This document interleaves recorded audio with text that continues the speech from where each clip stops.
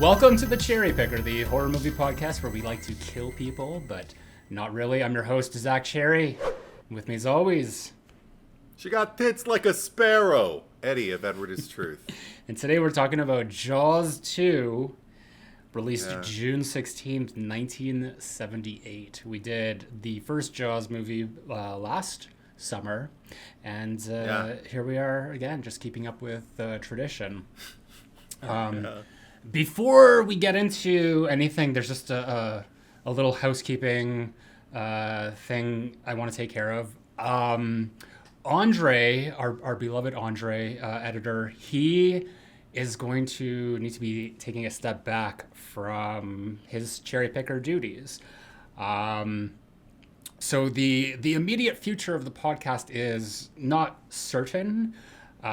We might be doing episodes just every other week just to accommodate schedules, but we want to get back to a consistent kind of track of having episodes every week. So this is kind of just a call to action, I guess, for anyone and anyone interested, anyone who has editing skills or wants to work on the podcast, because I have had people in the past ask about it, and we've always had Andre, but right now we could definitely use some help. So if anyone out there has editing skills or wants to be part of the cherry picker, please, or knows someone, please get in touch. I mean, I would rather it be people who are fans of the cherry picker, part of the family. Drop us a line. You could comment on this video on YouTube if you are watching it here. You can go to our Instagram account. You can go to either of our individual Instagram accounts. All that information is in the description. We'll tell you about it later as well. And I'm sure if you've been listening for a while. But anyway, that's the current status. So we did take last week off for an unrelated matter, but it's been a little hectic. I think this summer has kind of been busy for all of us. It has for me. Eddie, you've been pretty busy.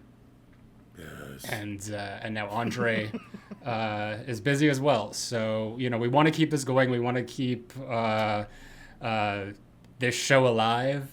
And another way you can help as well, you can support on my Patreon account, because those funds absolutely go towards the podcast as well, because for anyone who is helping with editing, I do like to compensate for that work. It's not just a free gig. So consider supporting on Patreon, because that money does go towards making the podcast exist.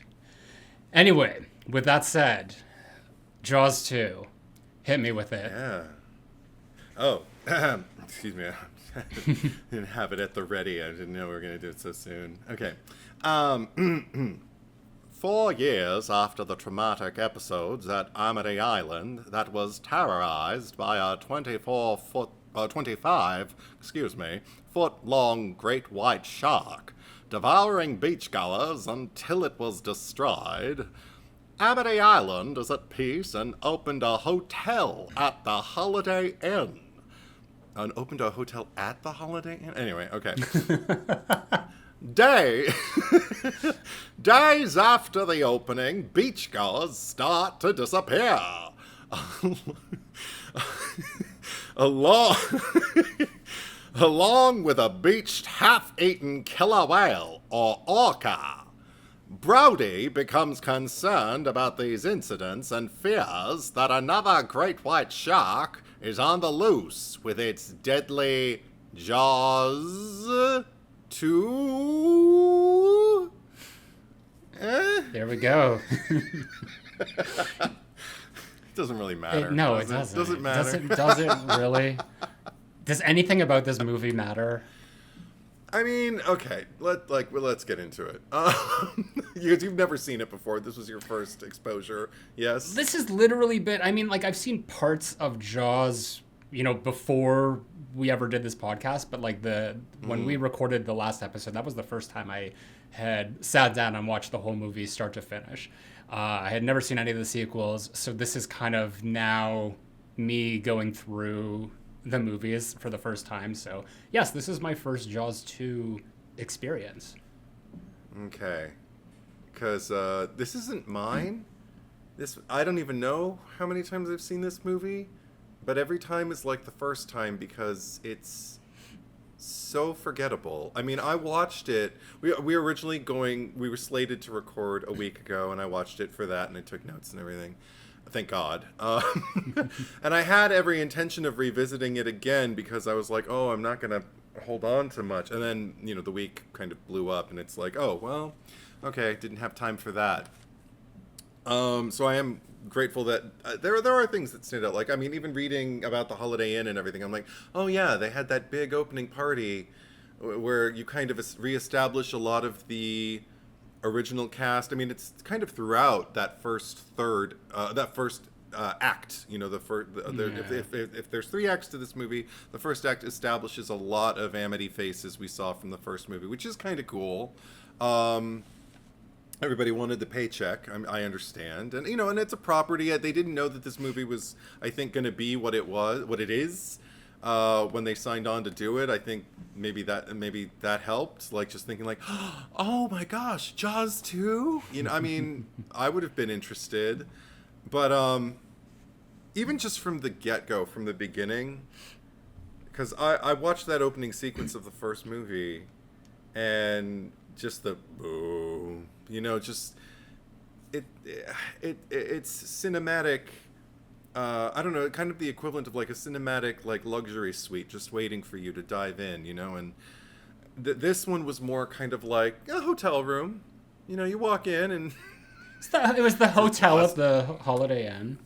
It was the Holiday Inn. You walk in, it's a Holiday Inn. It was the hotel in the hotel. Fine, but are you going to get excited about it? Not really. Are you going to get sentimental or anything? You're just going to be like, oh, I love vacations. Being somewhere else is kind of nice. But, like, because, I mean, I'm unclear even as to, like, what exactly is going on from the get-go, because we start with what I can only perceive as an amateur excavation of the remains of the Orca, the ship from the first movie, by people we don't know who are in scuba gear. Oh, was that what was happening? Well, because it was the Orca, and one of the guys stood for like a photo and did a big strongman pose, like, look at me, I conquered Jaws. Right, because he had the camera and he was like spinning around and it was taking the photos while he was being eaten. Right. So, I mean, actually, thank you. You're helping me make my point because you kind of forgetting that happened. Like, I watched that sequence for this screening and my mind started to wander and I was like, oh, wait. And I was in the next scene. I was like, wait, did the shark kill them? Well, oh, shit. And I had to rewind and really try to concentrate just to see, did they die? Like, did the shark get them? And the shark did. It was very uneventful. Yeah. I can't even describe it for you. I mean, but I had it confirmed. Okay, at least it happened. Yeah. Well, because it kind of comes into play later on because he's showing the photographs because they recovered the camera.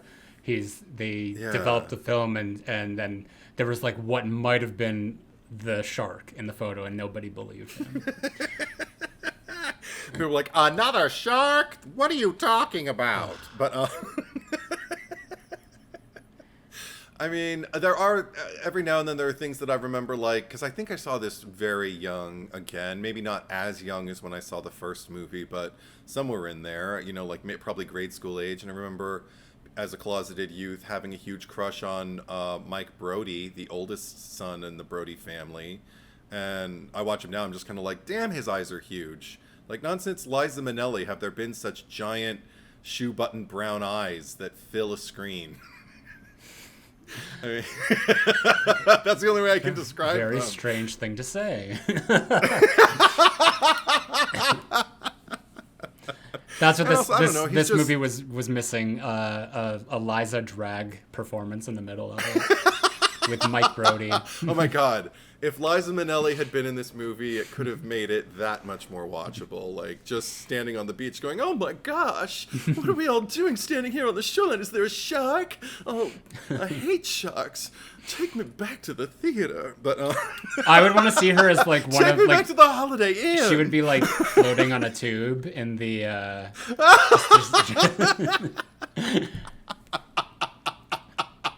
Did I ever tell you when Mama filmed Easter Parade? But anyway, also there was another thing that occurred to me, because I started to see them establishing all of the. Did you notice this? All of the teens, and I was like, oh, different feel for this movie because we had kind of like our trinity of men, adult white men for the first movie. Only one of them returned because one died in the first movie and the other one is too big a star to do this movie now. Okay, fuck. I mean, like, yeah, I did not enjoy this at all. This was a chore to get through, and I watched it last week in preparation to have recorded last week, and then we didn't, and I didn't want to watch it again, and I kind of knew that, like, okay, you're gonna have to carry most of this because I probably forgot a lot of things, but now that we're talking about it, it's coming back to me. Yes. And they do kind of what's the character's name? It's like Hopper or Hooper. Hooper, yeah. Hooper. Richard Dreyfuss's character. Yeah, because he was my favorite part of the first movie. I did not like what's his first Brody. name? Sheriff. Sure, see that. great character. No, well, I mean, I found him to be he was such a passive character in the first movie. Yeah. And here, he's kind of consistent. Like he's not really doing a whole he's doing more throughout, but like none of it is effective. And I remember in the first movie, it's like it didn't start to happen for me until Hooper showed up. And I was just like, here's the main character. He's got like main star energy. That's how I felt. So sorry Martin for anyone Brody. who Sheriff Martin Brody is his name. Sorry. Yeah, Martin. So sorry for all the Martin stands out there, but I was Team Hooper, and it was nice to hear like them reference him, but it was at that point that I was like, okay, he's not in this. I mean, I knew that he wasn't in it. I think instinctively I'd known that Richard Dreyfuss wasn't cast in this, but I also knew that this is what's his name, Roy Scheider. I knew that this was his last Jaws movie, so I wasn't sure. He didn't want to do this one. Yeah, well, I read about that, but I wasn't sure if that meant that he died at the end of this. So that was kind of like the one thing that was keeping me tantalized, was just like, oh, is Martin Brody getting killed off at the end of this? Because I knew that he wasn't coming back. So I was just sort of like, I wasn't sure, and I didn't want to like look it up while I was watching it. So I just kind of like went through it like, maybe he does get killed, maybe everything's fine and he just never came back or whatever. And then obviously he didn't. It was a very anticlimactic. Yeah. Like no death. Just so you know, in one of the next movies, let's just put it that way, there is an argument about the cause of his death. So he does. That's all I'll say. It's fine. I don't care. It's going to be fun. I mean, I don't even. If I was spoiled before this movie to know that he didn't get killed at the end, I wouldn't have cared one way or the other. Because I was so bored with everything here. Like, this is just, I wasn't a huge fan of the original Jaws. I know like how sacrilegious of me, but with this movie, at least like comparatively, with the original, there was suspense. Whereas, like, here, I feel like the scenes where they were trying to build suspense were just like, why is this taking so long? Why are we just, like, hanging around? I couldn't tell you, like, the number of times we were just on all the fucking boats tied together with those teens. Oh, God. And this is bringing it back to the teens. is that what they were trying to do, is like make this now it's like the younger generation, or just showing them? Because I don't know who any of these fucking kids are. I don't know their names. The girl, the one that you're referencing of the sparrow tits at the beginning. The new girl. The new girl. I don't even know her name. I couldn't tell you her name. Either. Only one person got eaten of that whole group. It was a girl. It wasn't that one, and I don't even know her name. And I don't know anything about her. I just remember that, like, who's, like, after she was eaten, and I wasn't sure if it was a girl or a boy, but just like after she was eaten, I was just kind of looking like, who's missing? And I had to rewind to see who fell off the boat, and then saw her fall off and get eaten. And I feel bad for her, because it's like, she did not deserve that. It should have been the new girl, we'll say. But the new girl, or the cousin of the one girl with the curly hair. That's the only thing I know her about her. I don't even know her name or the curly haired girl's name. But they're like, oh, are you gonna go out with my cousin? Blah blah blah. Because that was the whole thing with like Mike, where just like, you got to go out with my cousin. Yeah. And then she shows up on the docks, and everyone is like, I know, going nuts for her. And I mean, like, I'm not trying to be shallow here, or just, say that, like, there's a certain standard of beauty, and especially for like 1978, because sure. Times have changed. But I would think, like, in 1978, like, I would think that like Jamie Lee Curtis would probably have been, might have been considered. I know, not necessarily, maybe like a Farrah Fawcett or whatever type, but like even Jamie Lee Curtis, I would see Allen or like come Amy out there, Irving. Like there were young beautiful actresses and just be like bombshell. Yeah. And this girl's got like her haircut, like it literally looks like it's like a Corey Feldman. Well, she has we don't even meet her. We don't hear her say anything. She's just sort of like walking by and like waving at people, and everyone is like, "Oh, I want a piece of that," sort of thing. And it's just like, who is she? Where's her? She doesn't even have a personality. But this is the thing. I don't think it's a matter of like her level of attractiveness or her X factor or what have you, so much as the fact that she's fine. She's and also like women aren't my thing. So of course I'm not going to be like, oh my god. So I'm not going to pretend to understand what makes the boys' heads turn for females. But but I will say the thing that I kept tripping over was, oh yeah, she's pretty. So is every other girl in your friend group. Like there wasn't anything particularly special about her. Like even if everybody else was like sun-kissed and beachgoer and everything like that, and she came in with like a hard edge, like with like kind of like a New York, city slicker, kind of like, fast talking, like see through, cut through the shit, tell the truth kind of thing, or if they went the other way and made her kind of like a shy, quiet, Carrie White type, but with the makeover, like they could have done a lot of things to distinguish her from the group, but the only thing that really distinguishes her from the group is the fact that no one knows anything about her. And I thought that wasn't strong enough. There was no mystique that they built in the script. Yeah. I mean, that again, if they all could have been like wondering about her, even like you can craft it in the script. And but I feel like so much of like the development happened off screen, because like suddenly her and Mike have this thing going on, but we don't see anything about it. He's just kind of like upset when Dad is like, "You're working on the beach this summer," and he's like, "Oh, like I had plans to woo this new mysterious girl." And I don't think the first time we actually hear her speak, or at least like have an actual like full line of dialogue, is when they're at the bar or shack or whatever it is where like minors can hang out and probably drink sodas or whatever. And they do that old-timey thing where the camera's on him and everything's normal. On her, there's like this glow and almost like this Vaseline lens where it just like softens her a lot. And even in this scene, she's not like presented as like being alluring or anything. She's just sort of like, she's almost just like kind of like, oh, you gotta come to this thing.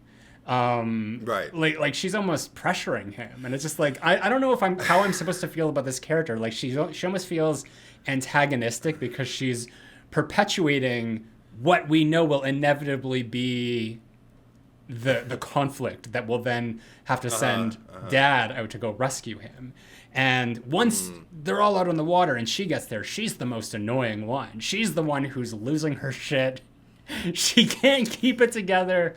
And was she the one? I can't even remember. She was the which one. She was the. which. She would not. Okay. She could not keep calm to save anyone's life. And it was like kind of like her and like little Mike. That's what I'm gonna call him because I don't know the little brother's name. I wrote it down somewhere. It doesn't matter. Edward, it does not matter. It's probably Edward. Little Mike. I like Little Mike. Let's call him that. Sean. His name's Sean. So sorry to all the Seans. No, but it was them. I still don't know her name, but it was the two of them. They were like sitting on the capsized boat, and everyone else was like in the one boat, and they were kind of in the most peril. But she was just sitting there, like taking no agency of like about her safety or anything, or like the child who is with her, who she is even more vulnerable than her. And it's just like all I can think of going back to her introduction is just like this was the character that was being built up for this. It was a bit much. It was. I mean, if she's the one, because I don't even remember. They all looked so much alike. I couldn't decipher which character was which, with a few exceptions. Like Mike's friend. The guy, maybe I'm imagining the one that looks like Napoleon Dynamite? No, not him. Napoleon Dynamite is the one who has another line that was a contender for my opener.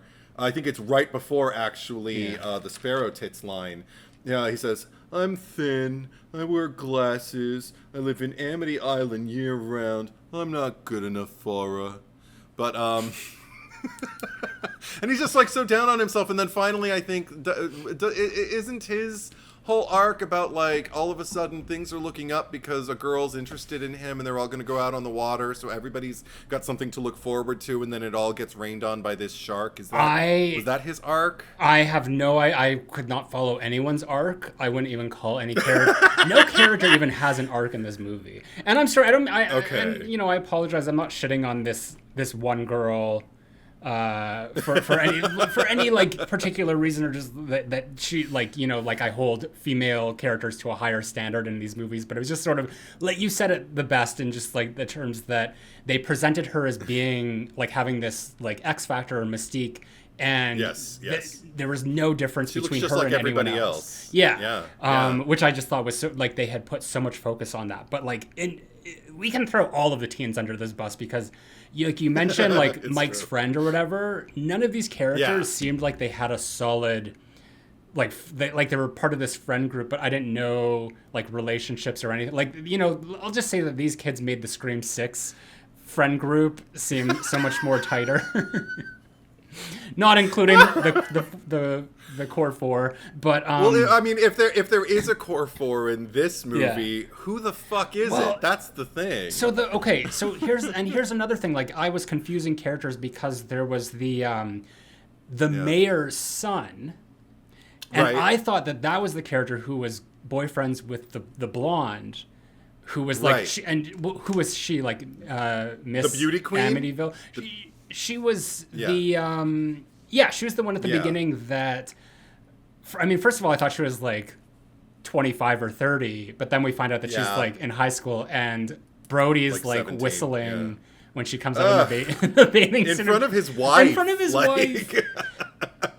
They're really chill on Amity Island, apparently. Like she's totally DTF that night. Like here he's whistling at like a 17-year-old, and later on they're dancing, and I don't remember exactly what she said, but I think it was an allusion to an exchange they had in the first movie about like I can't even remember the exact exchange. I could not tell you, but yeah. Anyway, like the boyfriend of the blonde. I don't even know Yeah. her name.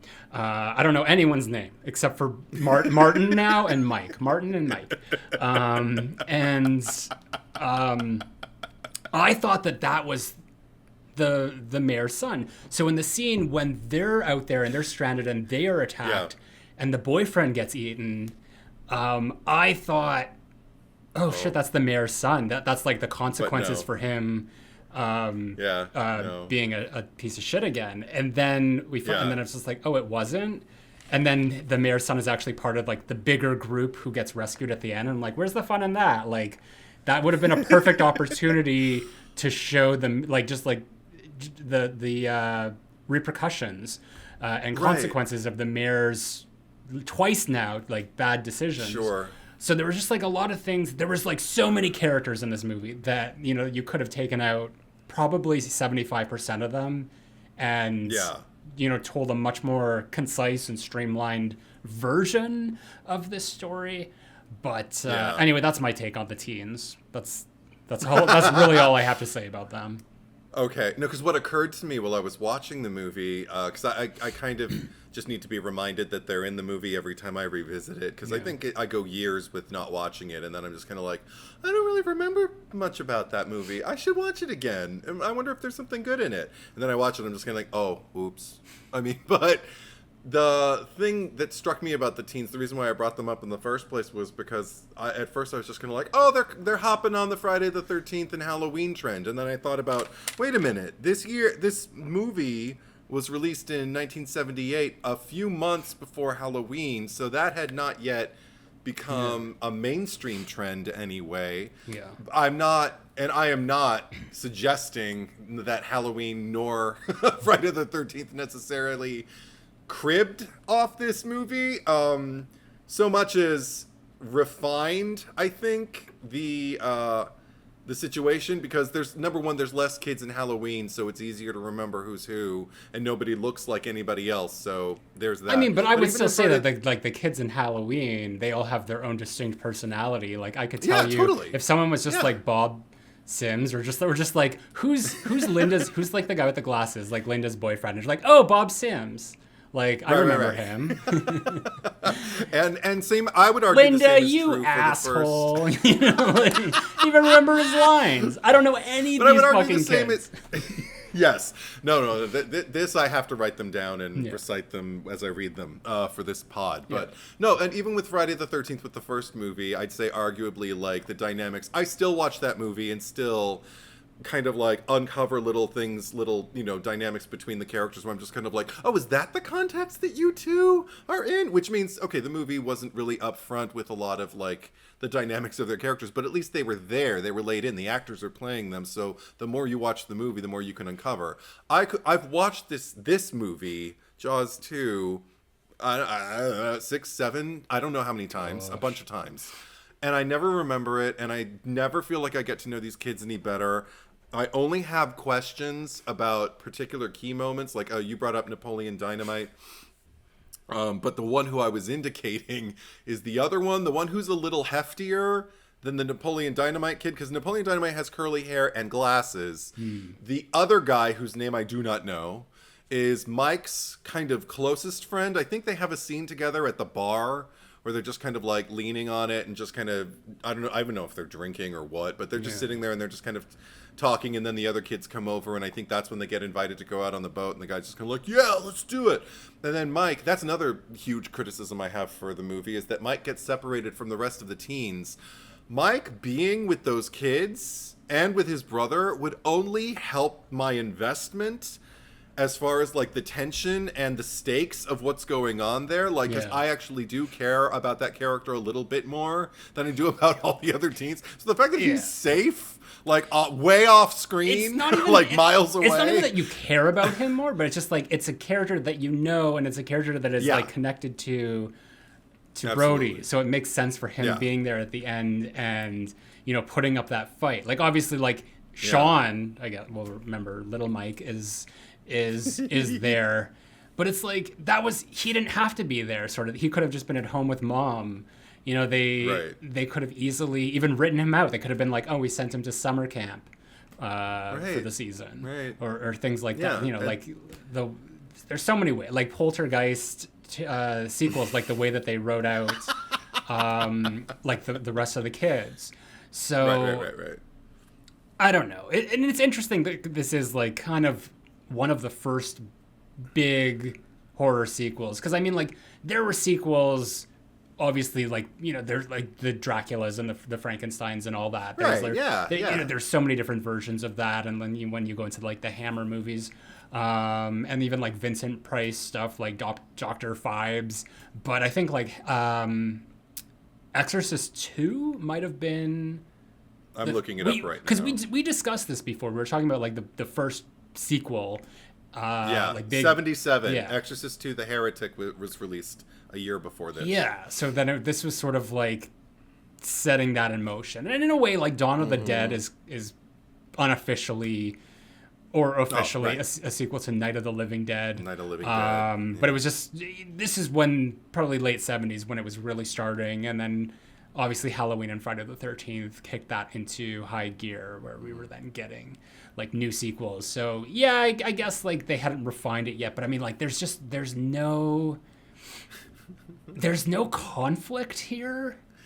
No. And I feel like what would have worked well is if they had tapped into Brody's PTSD a little bit, because like they established it, but we didn't really get to see his perspective of it. It was just more so like everyone else's perspective of him. Yeah. And it was just making it was annoying, and it was just like, I don't want to see that. And just the fact that because we didn't see that, we didn't get to see him kind of even get like a warning or anything, or just someone say like, you gotta, like, there were obviously moments like this where it's just like, you gotta stop this. But it was like the incident on the beach when he like started shooting into the water, and then it was like, that was literally a child still clearing the coastline, like while he is firing rounds into the water at the bluefish like school or whatever.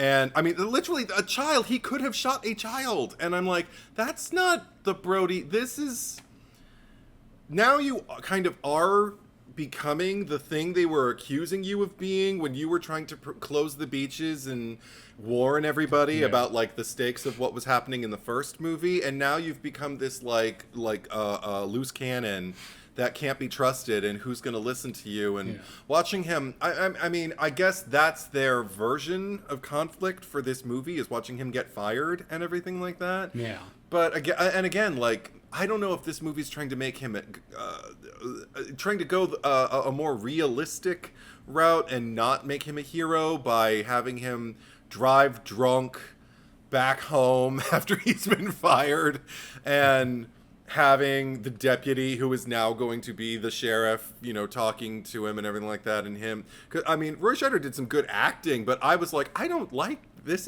Who put their money down to go see? Let's go see the next summer blockbuster movie of, you know, of this year, 1978. Woo, Jaws 2. Yeah. And we get to watch a drunken man ruin his life even more so. Like, after he's already, I mean, he's just failing continually, and they still depend on him. But not even for, like, again, if both of his sons had been out there, he's like, okay, I got one son safe, let me go get the younger one. It didn't make any sense to me. And then what didn't make sense to me even more so, I'm going to spit this out, the heftier guy with the curly hair, who was close with Mike, is the one who, when Sean is in peril but finally gets rescued, did you notice the embrace and the kisses that he was sharing with little Mike? And I'm just kind of like, okay, wait, so I don't understand the context. Okay, so I guess you were all raised on the island, and maybe you knew him since he was a baby, so he's kind of like a brother to you also. But it really just threw me. I was just kind of like, that's not your brother. Why are you kissing him? Why are you... You're acting like you're a member of his family. Like, Brody should be doing that. Or Mike should be doing that. Like anyone but you. Yeah, this is weird. I didn't notice that. It was weird. It was... But I really didn't like this movie. Like, this might be one of my least favorite movies that we've covered here. Not the worst. You know, we did Leprechaun, which I will never... come around to.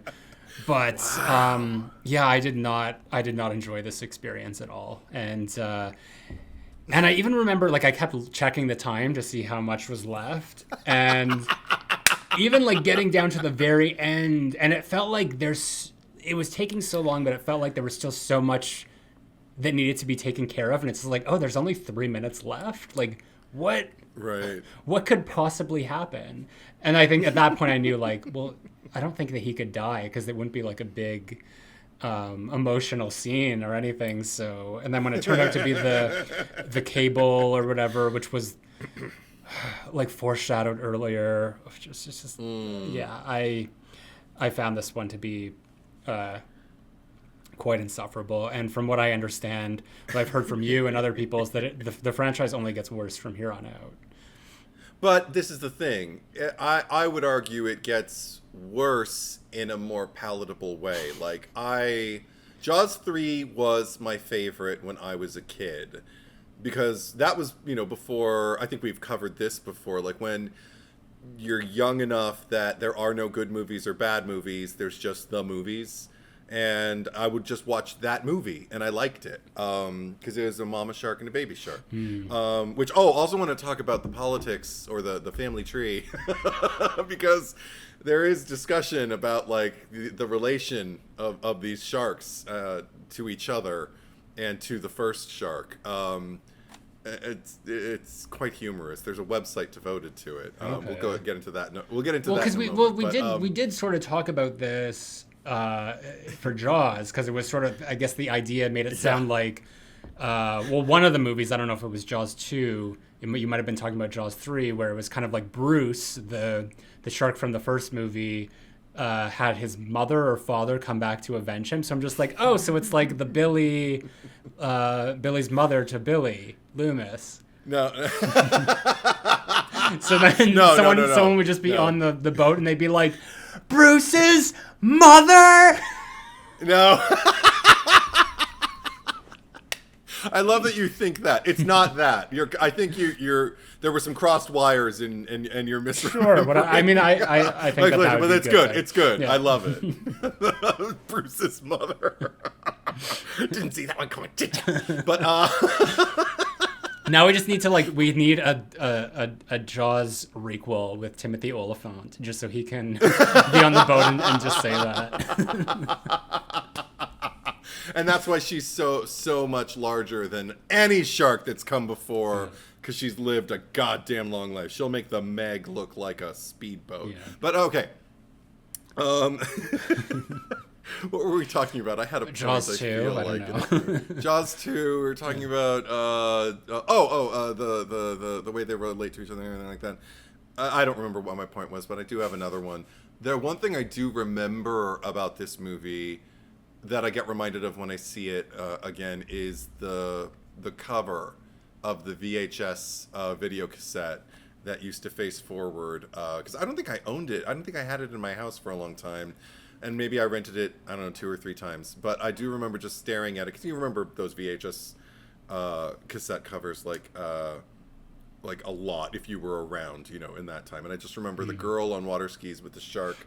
Instead of the original where she's at the top of the water and he's underneath her, now she's water skiing and the shark is out of the water behind her. It's so huge, it's gonna swallow her. And you kind of get that. You don't get like the big shark out of the water, but you get the fin chasing her. I thought that was actually pretty cool, the way it was shot. I was like, oh, okay, this isn't, I can't see the strings or the fact that it's not a real shark. It's swimming real fast, but that's kind of scary.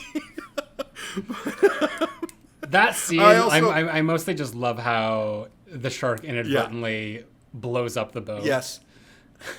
Did you laugh? Because I laughed my ass off. I forgot that happened. I don't remember what my outward response is, because I'm a very internalized TV movie watcher. I don't really I don't really have a lot of reactions. If I do have a reaction to anything, like, it's like, good for that movie or show for doing that, but it's very, very few and far between that it will happen. Oh, okay. Yeah. No, watching me watch a movie is a lot like watching me do this podcast. My hands are everywhere. My face is crazy. I'm going, no! And like, like when you talk and you watch me listen, that's me watching a movie. And I had forgotten that was she the one who exploded? No, the woman who was driving the boat is the one who exploded instantaneously for no reason. And I thought it was fucking hilarious. And wasn't the old lady was like sitting on her back porch or whatever and saw the whole thing happen? Yeah, the lady who lost her son in the first movie. She was back. That her? I think so. It looked exactly like her, and I think I used to know that was her. I don't think it was the same character. You don't really? Hold on, because they brought back the remember lady who was sitting in the, yeah. Well, because we talked about this last time because we were looking through the IMDb credits, and that actress who played Alex's mom, because it's like she looked like she was, in her late 50s, but her son was like 7 or whatever. So it's just like, that's his mom. Okay. Lee Fierro playing Mrs. Kintner. Yes. She's in Jaws: The Revenge, but not not the other ones. And I think that that might have been I totally thought that was her. Archival footage, possibly. What, her in the Revenge? Yeah. Maybe I don't even remember. Okay. Oh, I totally thought that was her. I guess they found a lookalike to play. Is it Mrs. Kintner? See, I don't even know. See, even the stuff that like I can compliment this movie about might not be true. Yeah. I tried to do more prep for this pod in advance because I wanted to know immediately after I saw it. I started looking for like retrospectives and little even featurette type things, like anything that I could get my hands on. Yeah. And I couldn't find anything. It was all I found was stuff for the other Jaws movies, like including like 3 and 4. Okay. So I was like, what? So and then like literally before we started recording, I found like a 48-minute or so interview that some YouTuber did with the director Jeannot Sawark, who I am familiar with because he directed one of my favorite bad movies of all time, Supergirl. And he's actually followed with the Superman legacy and directed a handful of episodes of Smallville, the series I love, and has gone on to really be very successful directing a lot of television in recent years. But this was this was a movie I still want to watch the interview because I want to hear what he has to say and what his perspective is on this movie. Does he think it's great? Does he see it as you and I do, only with more, with more stories? Like, was there a plan in place, and was a lot of it just kind of like haphazardly thrown together because we needed another blockbuster ASAP? And well, I mean, again, they were out shooting like in the ocean for a lot of this. It looked like, I don't know. Maybe they weren't. Maybe it was all Universal. I don't know. But it definitely has that studio movie quality to it, where it's just like, we're taking a known IP and we're just doing it. And clearly, Spielberg, no involvement as far as I know. Didn't want to be involved in it. And I think what's interesting, because what I read is that Roy Scheider, because he didn't want to do it so much, that he was just drunk the entire time. And oh my gosh, isn't the irony of that, because wasn't it Robert Shaw in the first movie, because he was getting drunk all the time, and that was a point of contention for Roy Scheider because he thought it was unprofessional. So I just think like the irony of that, and like kind of like the pot calling the kettle black preemptively, but that would maybe he felt like he was projecting. He had an excuse because but also I think he might have justified it to himself by thinking, I know exactly what this movie's going to be. so it doesn't matter. Or how just drunk like I Robert get, Shaw got whereas- away with it, so, you know. Yeah, maybe I'm that gonna- too. I don't know. I'm going to do it too. I don't know how spiteful Roy Scheider is as an actor. The only other movie I've seen him in is All That Jazz, and I actually would have preferred to see that again than see Jaws 2. But one thing that I did like that I thought was an interesting element that got introduced and then immediately like rescinded was Elkins, the specialist who came onto the scene where they had not the orca, the ship, but the actual. I think she found the actual dead or not she found it, but she came over to like inspect the beached orca that had like the bites taken out of it and everything like that, and she was going over like, you know, the this and the that, trying to answer questions and everything like that, and I was like, oh my gosh, a woman on screen that isn't a wife, great, you know. And I forget what her title was, but she seemed to be a different tone of voice than the franchise thus far had kind of like had introduced. Because she seemed incredibly, you know, like well-read and studious and very, you know, business. Yeah. And I liked her energy. I liked the fact that she spelled out to Brody, this is a mammal, not a fish, which it always bothers me when people call chimps monkeys and whales fish. I would have to see this scene again because I have no idea who this character is that you're talking about. That's how really? Little invested I was in like any of these rules. But I mean, like that maybe that would have been a character that would have been interesting to follow in this movie, or at least like a foil to Brody to put him out there. Because I mean, like, not that I would say that.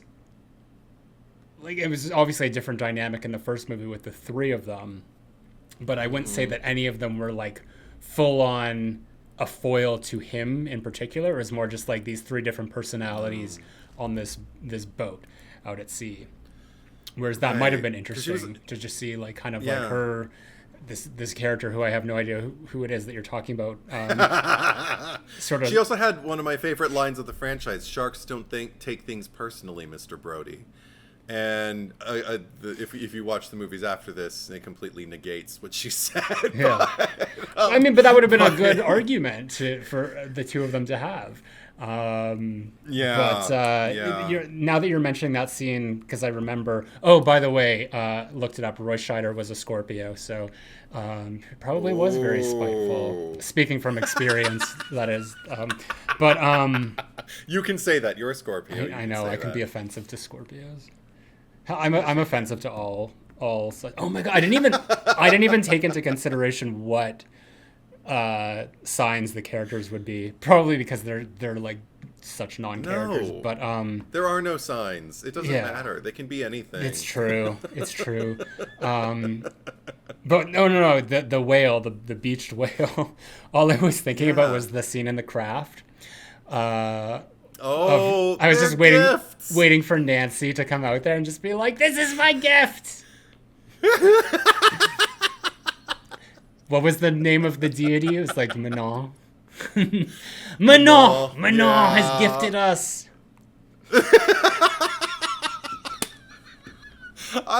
Oh my god, if I am ever Zack, Cherry, I never want to be on the beach when there are whales strewn about, but if I am, I hope you're with me.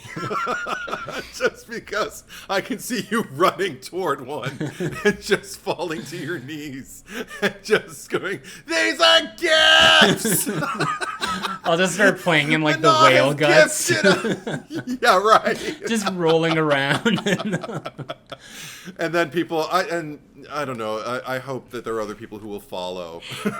Or you know what's going to happen? People are going to pull out their phones, and then you're going to be the craft guy all of a sudden. You're going to go viral as the craft guy, and you'll have yet another franchise for people to associate you with.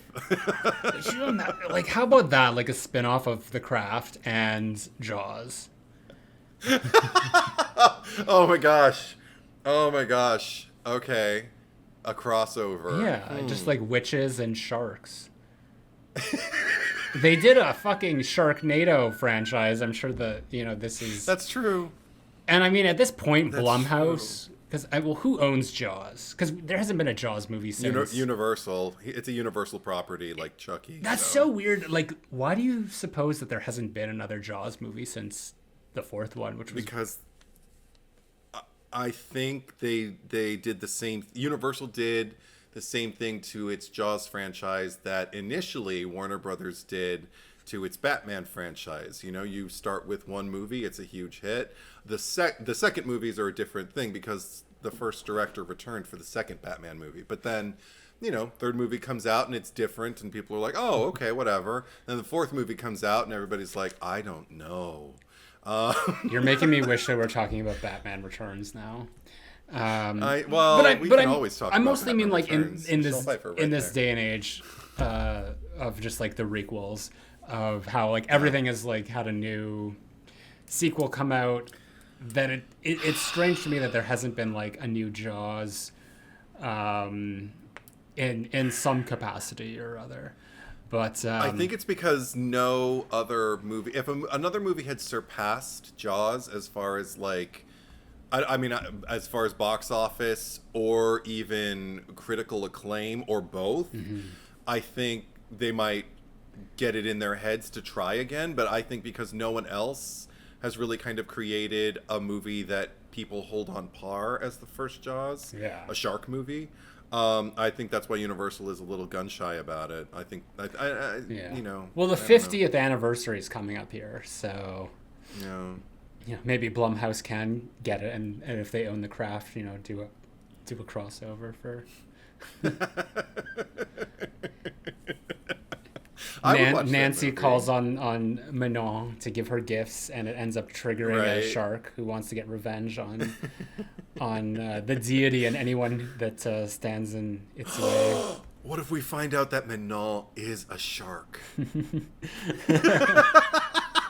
That'll be The Craft has a series right now. It's not a sequel movie, right?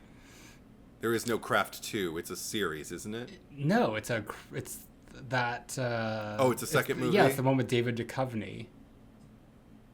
Oh, okay, I didn't because I. We talked about it. Neither of us have seen it. Yeah, well, because I haven't seen it. But so we talked that we wanted them to like series. do a TV series. Yes. Or it would have worked as a TV series. Okay, I couldn't remember. But yeah, there is no. Okay, there was a requel because it's the Craft Legacy, and it came out like 3 or 4 years ago, and it apparently was terrible. I have no desire to see it, but apologies to anyone who did see it and loved it. Not real. I'm just kidding. Fuck that. But yeah, I don't know. It's just strange to me that this is something that wouldn't get some sort of update. For the longest time, I thought that Deep Blue Sea, when that movie came out, because I didn't know any better, I thought that was a sequel to Jaws. Okay. Yeah. No, it's not. Because it was like the H2O to Halloween. God. It had LL Cool J in it. So right. So he was like playing a chef instead of Ronnie the security guard. So it's just like, what scenarios can we put LL Cool J in like these legacy sequels, or like these 90s legacy sequels, and give him in H2O he had his wife on the phone. In Deep Blue Sea he had the parrot. So there's always something. I have never seen Deep Blue Sea from beginning to end. I've watched it like over my sister's shoulder because it was one of her movies. She was always watching it. It was always on in my house. Oh, wow. And I would catch it here and there. And I think I might have seen the entire thing in pieces. But we should do that for the pod at some point because it's horror adjacent. It's action, maybe. horror, sci-fi. I definitely enjoyed that thing. Movie more than this. I think I would too. Samuel L. Jackson. Yeah, that is iconic. Yeah. But one other thing that I did appreciate, actually, now that I'm remembering, Sheriff Brody unloading bullets into the ocean in plain view of families and his family. Well, he panics publicly in front of even the investors that, like they're trying to like. What were they coax into, investing like, in? I guess they were trying to build up Amity again, like with the Holiday Inn. That was like the first step toward like we're gonna, industry and tourism and like let's really grease the wheels here. We haven't had a shark incident in 4 years, so we'll never have another one again. I'm assuming. But one thing, it was a little thing that I appreciated, and I wonder if it was in the script or if Jeannot Sawark had the idea. I know Roy Scheider didn't have it, but it's after he empties his gun and he starts kind of trying to half-heartedly and re-encourage people to get back into the water. Like, it's fine, it's okay, just go back, everything's fine. People are just like slowly sulking away and everything like that, picking up their inner tubes and their beach gear and whatnot. But the thing that kind of appealed to me, I was like, oh, this is kind of emotional, is when little Mike, Sean, knelt down and started picking up the shells from his father's gun alongside with him. And I was just kind of like, oh my gosh, he's helping him clean up because that's what a kid would do. I love you, Daddy. Like, I don't know. It wasn't quite the hand clasping of the first movie that I was so endeared by, but it was this movie's version of it, Fair enough. Does it make it? Do you remember that scene? I do remember now that you mention it. Okay. Yeah. Okay. Also, I remember. See, when you talk about hysteria, because you were talking about the new girl and her hysteria and everything like that. Jackie is the name, by the way. I Jackie. Okay. Cool. Yeah. The actress. Yes. Sorry, I just want to say the actress. Donna Wilkes. She played in a movie called Angel, I think it is. Yeah, Angel, which, I mean, if you saw the cover to this, you might recognize it, but it's high school honor student by day, Hollywood hooker by night. And there's like this image of her, like, I'm just holding it up for anyone that can see. It's like standing back to back. Oh my god. Honor roll student on one side, Hollywood hooker on the other, and it's just like I don't know how old she is in this, but she looks young. Well, this was 1983, so she's older than she would have been in Jaws 2, but she does look young. But she was born in 1958, so she would have been 20 when this movie came out. So okay. Yeah. Good for her. Good living. But the the thing is, I don't. The reason I think I don't remember her falling apart is because I remember the beauty queen, whose name I believe is Tina. Tina. Yeah. I remember her falling apart after the guy with the dark curly hair who you assumed was the mayor's son. Yeah.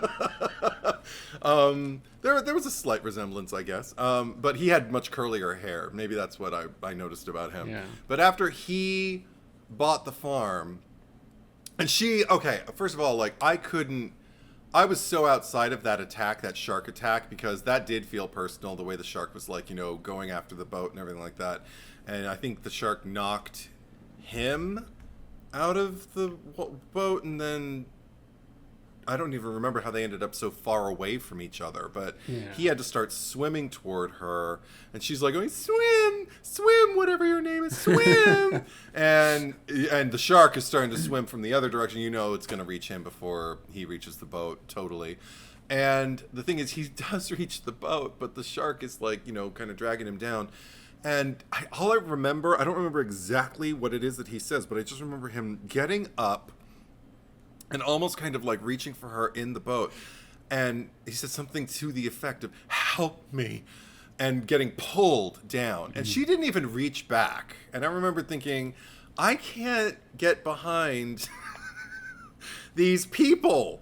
This is a horrible, like, I guess I understand a hesitation because you might get pulled under too. But bitch, he's... And I would say this if the roles were reversed. If it were a guy in the boat and a girl getting pulled under, I would still call the guy in the boat a bitch. Yeah. Because it's a bitch move, a little bitch move to just sit there, not help the person who is begging for some kind of help, who is like in the last minutes of their life, and the last thing they're going to remember is that you didn't even try. You just sat there kind of huddled away, while they got dragged away deep beneath the blue sea, and then she's like she's the one who like got hid so deep in the boat that you couldn't even see her. It didn't look like there was anyone in the boat when Brody finally showed up, you know, like, and it looked like there was I just assumed that she was eaten too until me too, and then it didn't look like the kind of boat where anybody could hide, but then all of a sudden, like, and I think they even get in it and they're looking around and they don't see her, and then all of a sudden they hear or something, and then like they kind of like move, I don't know, a trash bag, I don't know what they move, but they're just like, oh look, it's the beauty queen, and she's like, wasn't she all like dehydrated too? Like I seem to recall, yeah, like she was pale, like there was like no color in her lips. It's like she hadn't drank water for days, even though it was like probably happened like 45 minutes earlier. Right. But now that you mentioned that her name was Tina, because I do distinctly remember, because anytime I hear now like a character yell for someone named Tina, I mean, there's so many. I mean, like, Tina! Friday the 13th Part 7, Halloween 5, just characters named Tina who are being yelled at. Tina! Tina! Tina! That's my Danielle Harris. And then, and there's also Freddy Krueger with Tina. Tina. Every great franchise has a Tina. Even this one. Yeah. But I don't even remember why I wrote this. I wrote her brief, almost non-existent mourning period.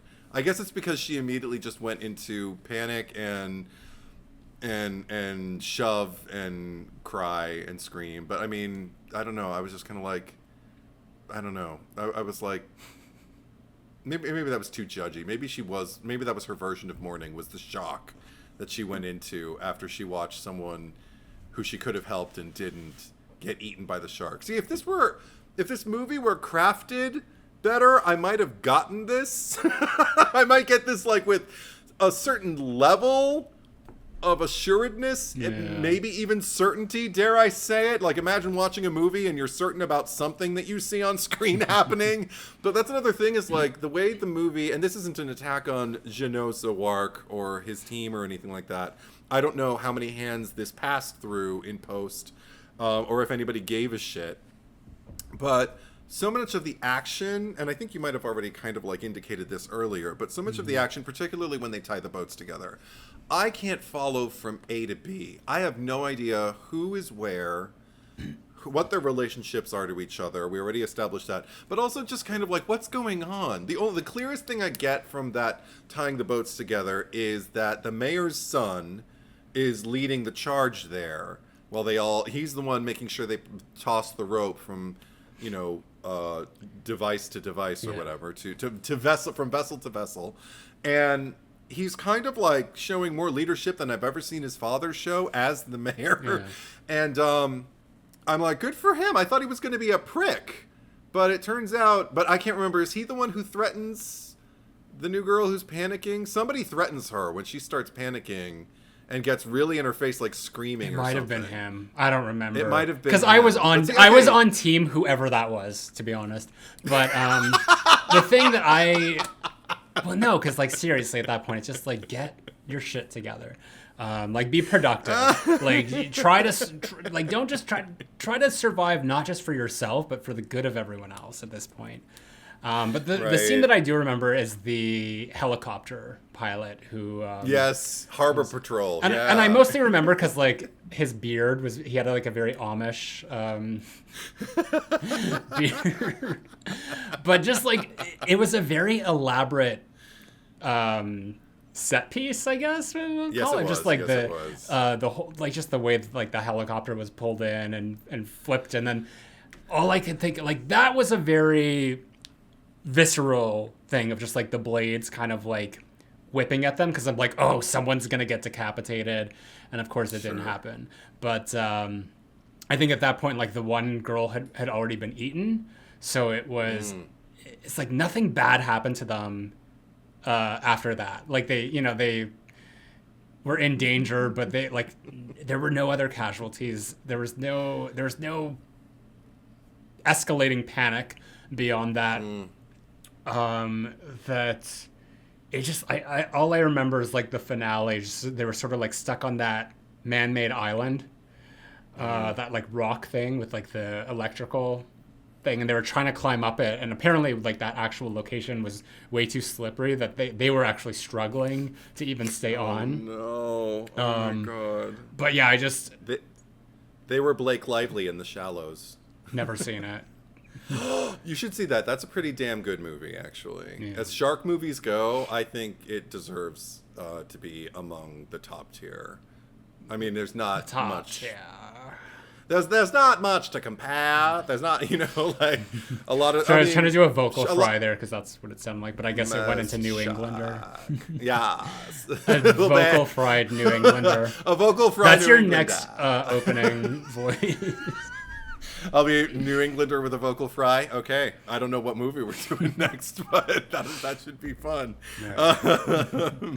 But no, I did think like the second the Harbor Patrol showed up, it's like, okay, how long before you get sunk? And then I got to see that shark that like leapt out of the water and got the guy. Like that was it was way too early in the runtime for that to be like their safe haven. Yeah. I don't know how much more I have to say about this movie. Yeah, the only other thing I think I can say, the power line. Yeah. This movie's answer to the Smile, you son of a bitch. Smile, you son of a bitch. But there is no world. Here's looking at you, kid. Yeah, there is no world where Brody holds a power line in the ocean for a shark to bite down on and survives. Like no, but he was like crawling on it because he had his like hands and legs on it, just going backwards. And like, what are you doing? Right? How are they? I was like, this movie jumped the shark. It definitely, to coin a phrase. It did something. No, and by the time we reach that point, like it can't. It is so ridiculous. It should be like laughable and enjoyable, but I'm so over it by the time we reach that point that the only other thing I think that I really really appreciated from this movie. I think I brought up all the positive points that I can, and this is the last one. It was a nod. It was kind of like a lovely little emotional pocket for this movie to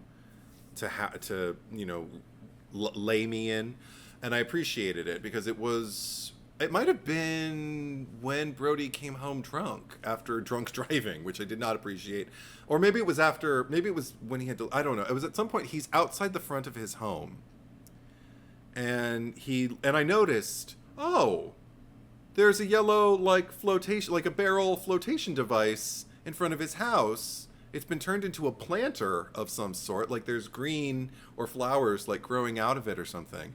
And it's right there by the porch, the way people might put a potted plant or something like that. But it's just there, and he just kind of looks at it sentimentally. And it's almost like he's looking at like kind of a better time when he survived the shark and when he was victorious. It was always, kind of, this was almost like his trophy.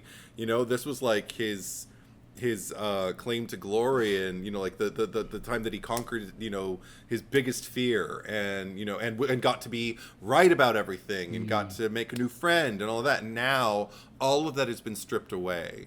So it was almost like this guidepost for like where you were and then where you were, like the same place on the record that skips, and you kind of skip in the same place, and you're just like, oh yeah, I remember that. And I don't know, it endowed the moment with emotion that the movie did not follow up on after the fact, but I was very grateful for its existence. Well, that's about yay it. For continuity. Oh, do you want to know about the lineage really quick? Sure. Just for this movie. I Yeah. won't go over all the movies, but because obviously the first movie, unofficially, the Jaws, the shark is named Bruce. And then in Jaws 2, this shark is referred to by the fandom, and I got this from the dailyjaws.com. So this is referred to by the fandom as Brucette. She seeks revenge for the loss of her mate and has a pathological hatred of teen sailors. It's never explained why. And her offspring is Vengeance, who we will find out about in a couple years. I'm just trying to correlate that to like the Ghostface killers. So, who's avenging their lover or their spouse? I mean, I guess it would have to be Mrs. Loomis. Okay, kind of. Well, just like their family. Sure, I mean, whatever. Just Bruce. Husband. Bruce is Billy. Bruce was a good boy. Brucette is Mrs. Loomis, and then the next one is Vengeance. And there's no. That I said in a couple years, in 2 years we'll discuss Vengeance. Because it's the fourth movie. The fourth movie. But okay, what's the name? But what's the motive? What's the motive of the sharks in 3D? We'll talk about that when we discuss 3D. Well, I just want to know now because I'm trying to play this game.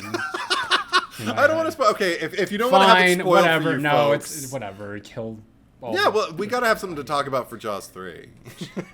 We got to save it. All right. Anyway, let's get to the cherry picker. It's not like we kill people. On purpose. I'm gonna put this all on you because I have no fucking idea who anyone is, and you have just a little bit more than a fucking idea who anyone is in this movie. So who is our cherry on top? Okay, I'll give you a choice of two. You decide between the two. Okay. I'm nominating either Elkins, the lady professor who I don't know if she's an ichthyologist or what she is, but some marine biologist of sorts who comes to the beach and spouts a bunch of lines that I love, and it could have been a much better movie had she been there. Okay. You don't remember her, but she deserves to be nominated. Or the other one, just because I still to this day enjoy his sun-kissed hair and his big brown eyes, Mike Brody, because even though he doesn't do much in the movie, he looks good doing it. So you pick one. Why am I said that this was your choice. You have to pick. Oh, man. Sophie's choice. Well, not really. I hate when people say that because I've seen the movie. It's not it's not a great thing. It's not really a Sophie's choice either because let's do Elkins. There we go. Put her at the forefront. We got Elkins. She actually did something. She actually, So if Liza Minnelli had been playing Mike Brody, then it would have been her. Oh my God. Or Ellen Brody. They just all of a sudden she's Liza Minnelli. She's no longer the producer's wife or whoever she was married to on the first movie. But I liked her though. I liked her back. She was just as good as she was in the first movie. They just didn't give her anything to do. Oh, no. That was another thing though. That was something I appreciated that they kind of introduced vaguely in the beginning when Ellen Brody's, I think, working for somebody new and she's talking about how she wants to impress him, and you start to see Sheriff Brody getting a little territorial and a little jealous and everything like that. And I'm like, oh, right, because she didn't do it in the movie, but in the book, she has an affair with Hooper. And it was in the script originally, because Peter Benchley originally wrote a script. And she was going to have an affair with Richard Dreyfuss. And I remember seeing an interview in with Jaws the 2 actress. or the first one? No, in the first Jaws movie. Yeah. In the book Jaws, in the actual book that it's based on by Peter Benchley, the shark it's much less about the shark and it's much more about what it represents in everybody's lives. Apparently, I've never read it, but the way the story goes is the shark is a manifestation of the things that are always dangerous looming underneath the surface and everything like that. And one of the problems is that the Brodies have kind of a shitty marriage, and she just wants to. She's DTF and he's not, so she finds Hooper and the two of them patoo. And she was really looking forward to. I saw the actress say in an interview she was really looking forward to doing her love scenes with Richard Dreyfuss, and then they got pulled, so she was upset.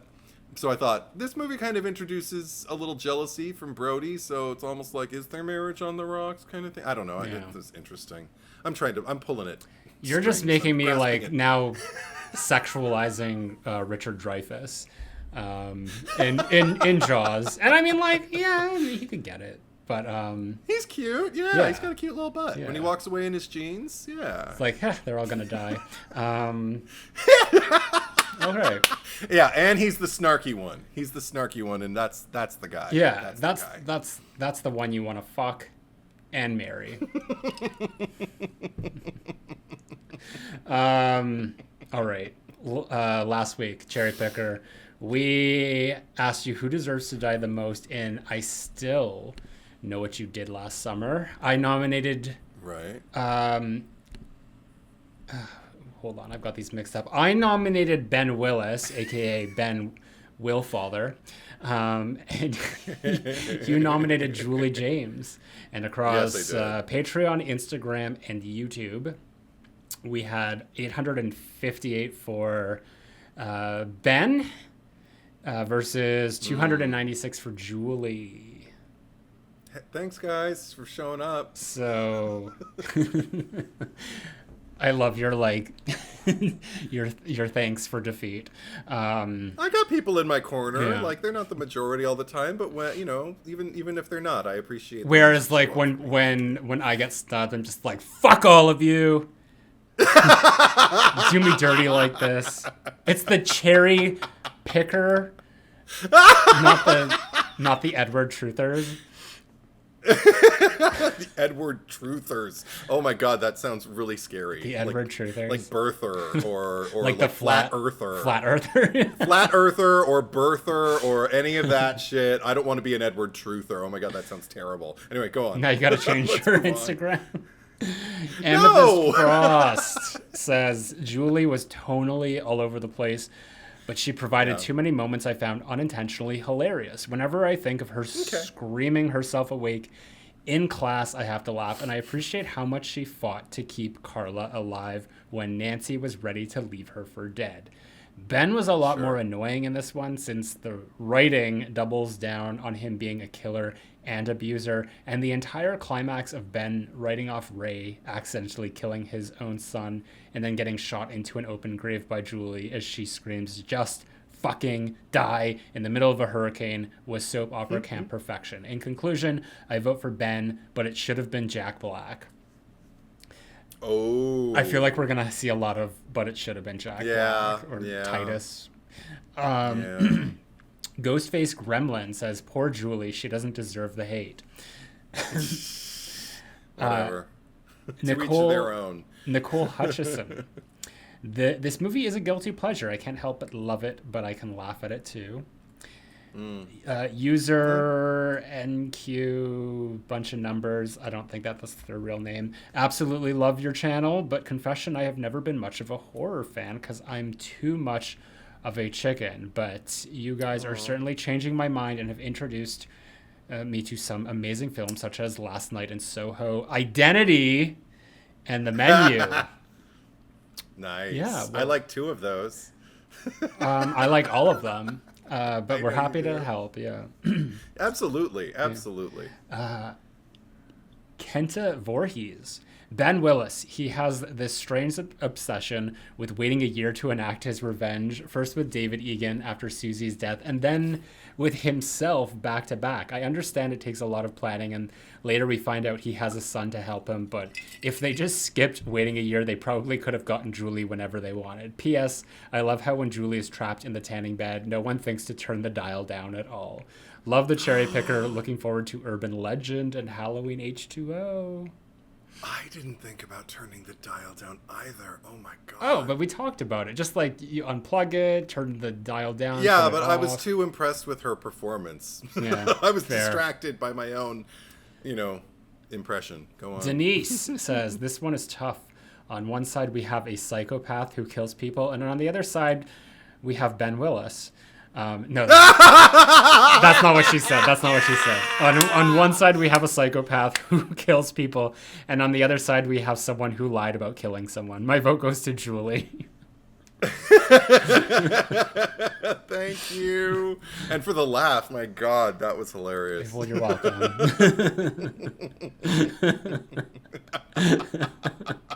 Depuzo, come on, Julie doesn't deserve all this hate. She becomes a badass final girl, and I still know.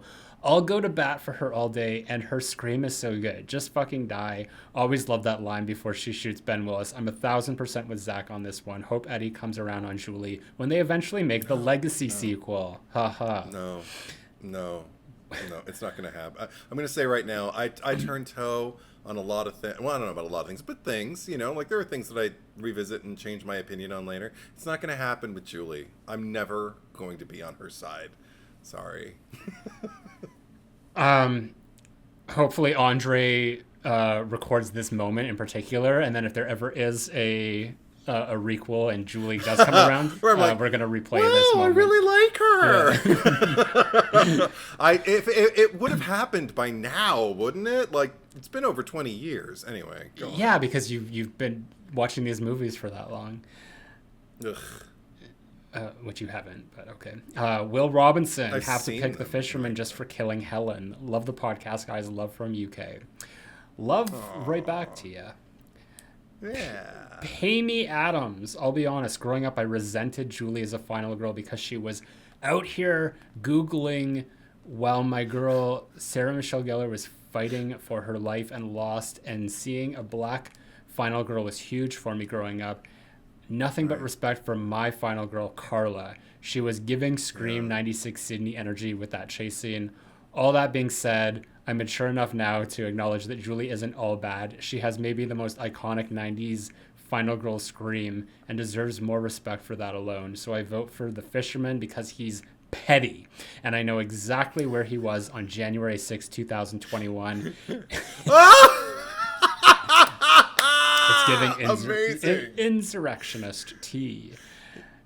Charlie Davis. So happy that Eddie chose Julie again. She still hasn't learned anything. I completely disagree that she has become a final girl. Sucked, says Julie. She was part of a murder, and Will was clearly cornier than Ray. Like, come on. P.S. Please do Cherry Falls. Yeah, I don't know. Richard Roberts, DN. Ironically, I don't remember anything about this movie aside from feeling like, well, that's a couple of hours of my life I won't be getting back. At the end of it, honestly, I can't even remember who I just voted for. That's how much of a brain fart this entire movie is. Grant Dempsey. My vote goes to Ben Father. Is there any slasher villain more petty? I'd understand if they'd actually killed him and he were a vengeful ghost ghoul, but he not only survived the car accident, he apparently recovered just fine. He tries to avenge, his pride? Once, fine, good for him. Managed to kill half of them and leave Julie traumatized for life. Count that as a win and move on, guy. Don't pour thousands of dollars into an elaborate second try. Just find some other people to kill, live it up. You're a non-supernatural slasher who lasted more than one movie. You could be a contender. There are bigger fish to fry than Julie fucking James. And it's funny that he mentions I'm not a supernatural slasher because just keep watching the franchise. I'll just say that. I also think it's funny that I can't remember if we acknowledged this in the episode, but I definitely noticed it upon, because I watched Scream 6 again. I think it was like, I don't remember if it was before or after we watched this for the podcast. And because like the reveal and all that, and I still know, is very similar to the Scream 6 finale. And all I can think of, and I still know, when Will reveals, it's just like, Benson, get it? Ben's son? And then he's like, oh, hi, Dad. And then there is really no monologue or anything. Like, they just go right to trying to kill her, and Ray shows up. So it's like, it really makes you appreciate the finales of Scream, where you do get kind of like the "this is why we're doing it" sort of thing. Sure, And yeah. I know that like a lot of people have complained about the finale of Scream 6 and the killers and all that. And I like that bit of the movie, but it's I feel like we're robbed of that in I Still Know What You Did Last Summer. Like, we don't really get anything from them. And I feel like with someone like Ben Willis, who's exactly like people are saying, like planning this elaborate revenge scheme, they'd probably want to do a lot more monologuing, or just be like, you finally got her where you wanted her. And it's just like, Yeah. this is why we're doing this, and yada yada yada. Like, give us the tea, as they say. I wonder if it got cut. I wonder if Kevin Williamson like wrote it. Well, he didn't write the sequel though. No, he had nothing to do with the no, sequel. that's right. Yeah. So then, well, there you Well, it go. just goes to show But- that like these movies that copy the Scream template, but they don't. They miss the mark on the things that make Scream. Some of the most crucial things. Yeah. Absolutely. I don't remember. I don't think we covered that in the pod, but my memory, I do. Because I mean, like, there really is no motive for the fisherman. Like, he's just because people are saying that Julie covered up a murder. I mean, she Right. thought she did, but nobody got murdered. And it is sort of like, it comes to a point here where it's. And I covered think up his you mentioned this in the last I thing. It's just pointed like, that out, yeah. Ben Willis should be thankful to Julie and friends, because now they think that they were the ones that caused the murder of David Egan or Yeah. whoever, and it's just okay, just let sleeping dogs lie. But Ben Willis is petty, Yeah. and I think it was a matter of just getting hit by a car and tossed into the ocean. But Yeah. it is what it is. Tex Not Dead. My votes for Will Benson for choosing the easiest to spot fake name in movie history. Not one of the options, but that is a fair point. Oh, Julie, Mendejo. Oh, Julie, you weren't long for this world. But she's still around. I guess in context to the poll, whatever. For me killing her, yeah. Daddy Queen, Kirsten Brooks. Ben killed Helen, but Julie lived over Helen, so it's a tough choice.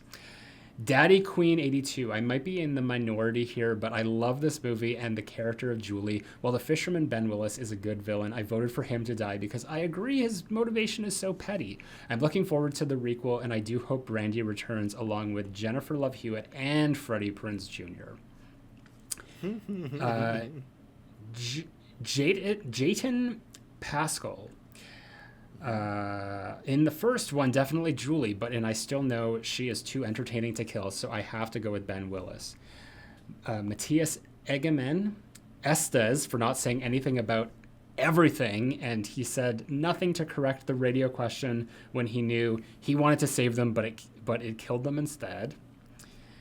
Blake, the sequel. I liked Julie, and I Still Know I feel like her character improved greatly in the sequel, like how Scream 6 improved Sam Carpenter. Thomas Baker. My vote goes to Ben. I Am Solomon. I was thinking the other day about how significant Julie would be if they decide to requel I Know What You Did Last Summer, and I came up with nothing. So kill her off and let someone intelligent take the lead role. Freaking capital of Brazil. I rule. Will this be the first character to get voted twice in a franchise? LOL. I think did we? I don't. What other franchises? You know what? I wouldn't be surprised. I also don't usually, vote for like final girl designate. She might. She might be. She might be. Yeah. I have to go back into the archives. PJ Hunt. Could they both return in a fourth film? I mean, I don't know. Maybe. Unreal Talk. I love Jennifer Love Hewitt too much to vote for Julie. Blueberry Saturn IX. Why is Jack Black's character not on this list? Because we're making our decisions. That's the answer to the question. He doesn't annoy me as much as Julie does. Heather Marie. I adore Jennifer Love Hewitt, but Helen would have been a much better final girl in this movie. Julie very much reads like someone that was supposed to be a side character. Helen? Shivers? Yeah, from the first one. I know, but in this movie, okay, whatever. I'm confused. If Helen had lived, Helen should have been the final girl. Gotcha. Whereas Julie felt like I think we did say that in the first pod. Yeah. For I know what you did Absolutely. last time. Dylan Jameson, Will Benson, solely for the line that rivals "Do Your Thing," cuz from Texas Chainsaw 3D. Will Benson, don't you get it? Ben's son. Both are two of the worst lines in horror history, but out of these two, Julie gets my vote for being a final girl by default, as they killed off Helen in the first film. Justice for Helen. I kind of like the Texas Chainsaw line. I can't remember if we talked about this during. Spoiler. It really doesn't bother me. And when I found out across the internet that it's like one of the most like kind of loathed lines of contemporary horror or mainstream horror franchises, I was like, really? I feel like it's intentional. Like it's supposed to be so bad it's good. Whereas I feel like Ben's son, don't you get it? Ben, that is just bad. That was them taking like the monologue and just like condensing it down to that one line. Get it? But yeah, I mean, I do love the "Do Your Thing," cuz what did we call her? Heatherface? Heatherface. Yeah. I love that. G-Boney, ooh, cupcakes. Is that a line that I missed from the movie? I don't remember. I'm the wrong person to ask. Yeah. I don't know. Sean Prinsick. Ben is such a creepy weirdo, not to mention his whole motivation for killing Julie and co. is so petty. Also, he kills Jack Black, who is an absolute treasure. He didn't have to die. This movie overall is kind of better than the first, but Sarah Michelle Gellar's absence is hard to ignore. Can't say I like either movie, to be honest. Wish we lived in a bizarro world where Sarah Michelle Gellar and Ryan Phillippe got to be the leads. Any thoughts on a possible legacy sequel in the vein of Five Cream? I agree with like everything that Sean said. I like everything, because it's like I don't particularly care for either of these movies. I enjoy this one more, but yeah, that's just my. I would have loved to have seen Sarah Michelle Gellar's chemistry with Brandy too. Like that would have been. I would have believed them as friends. That would have been really cool. Yeah. Oh God, what could have been? What could have been? Yeah. As for the Five Cream last summer, I think we already talked about that in the episode. Yeah. So just go have a listen. Yeah. Tim Big, Carla, Justice for Debbie. Because Carla or Julie had a roommate, her college roommate in the first movie, who was Debbie. Remember her? Oh. Yeah. Right. So Carla must die because of Debbie. Okay. Trisha McMasters, as dumb as Ben is, cough, cough, kills his own son, cough, cough. Julie is the most annoying. She could have slept with Will and avoided all of this. Insert evil laugh. Silent Saturn, Ben, he's so boring and forgettable. Julie's erratic, borderline split personality makes her at least somewhat interesting. Ben also killed Will, and I like me some Will. Don't do that. I wonder, like, Will is only evil because, like, he was kind of coaxed into it by his father. Is that kind of the narrative that we're accepting? Or unless, I mean, it wasn't strong enough for me to get a read on it, because it could also be like an argument that it's genetic, that like, again, very Five Cream and Screevy, like, the genetic line of killer begets killer, maybe. I don't know. Yeah. She's bad for your teeth. There's always Candyman's daughter. Yeah. Blue Box 87. Even Helen's picture in Julie's bedroom had more personality than Julie. Carla should have taken the picture with her to the Bahamas instead of Julie. I remember we were talking about this because it was a picture of her as the croaker queen on the day that she was murdered, and it was just like, why does Julie have that photo? There should be one of like her, like Helen and Julie together. And I did see someone posted on Instagram as like a picture of, I don't know if it was like promotion for the movie, but it was just Sarah Michelle Gellar and Jennifer Love Hewitt like together, like they looked like friends. Yeah. Should have had that picture. Yeah, totally. Didn't care. Couldn't be bothered. My chunky Geordie, I wanted Julie to die in the first film and Helen to be the final girl. Julie is an even bigger pain in the butt in this one. She does not to... No, she does not to help anyone and is so wooden. Maybe that's she does nothing to help. Nothing, maybe to help anyone, and is so wooden. Okay. Kyle's comment was never a fan of Julie, to be honest. One of my least favorite final girls. Would have preferred Brandy as the final girl in these movies. Totally. Jagger, or Jagger. Ben, because he shouldn't even be alive in the first place. Oh, okay. That was a lot. Thank you, everyone, for participating. 52 comments. That might not have included the replies, but yeah, Jaws 2. I basically already made my case for this character, but it's Jackie because, God, like, why is the movie wasting all this time building up this like character who turns out to be nothing more than. Even less than the others because she's the one that becomes hysterical and is no help to anyone, and you know what, she's kind of the reason that Mike goes out to like on this trip, which then like instigates this kind of like domino effect of then little Mike Sean having to go as well. So it's just like she started this whole series of just bullshit. You know what? Maybe I should just go for like the curly-haired cousin because like it initially started with her, but no, I'll go with what's her name? Jackie. Yeah, let's just say Jackie. Yeah. Okay.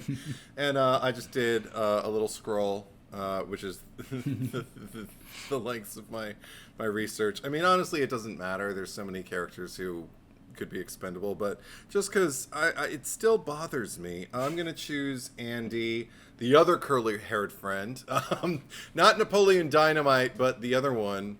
Oh, because Napoleon Dynamite also had a friend who had a total hipster look with the mutton chops like on the side of his face and everything like that, and he had really, really cool glasses. I think he was supposed to be a nerd, but he actually looked, just like an alternative kind of like guy who's got like LPs and maybe a nicotine habit. But I choose Andy because again, he's the Will. He's Mike's friend. I'm getting all the IKWYDLSS.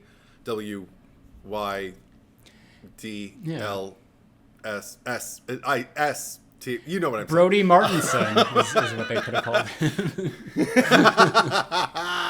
But Mike Brody's friend, Andy, because he's the one who, after little Mike, Sean, gets saved, he's just like, I don't know, inappropriately like holding him way too close for far too long, showering him with kisses, and it's like, you're not even blood, dude. Like, I have family that I've never held that long, The hell? It just, I don't know, it bothers me. It still bothers me, so get your hands off the kids and get out of the movie. You're one less disturbing thing that I have to watch in this movie. I'm trying to eat popcorn, motherfucker. It's Hollywood. It's summer. It's a blockbuster franchise. Give me back my money. You done? Yeah. Okay.